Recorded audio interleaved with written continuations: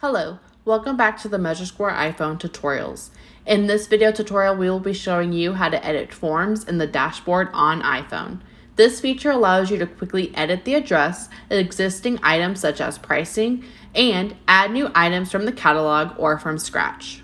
Tap on the diagram, then select Orders. Tap on the form that you want to edit, and then you can select the pencil icon at the bottom left to edit. Tap on the pencil icon next to the Bill To and Ship To change the address. To edit any item, you can tap on it, allowing you to change the product name, pricing, unit, or anything else. Tap on Edit to delete the item or reorder the item by tapping and dragging on the three little dashes next to them. Tap Done when you are finished.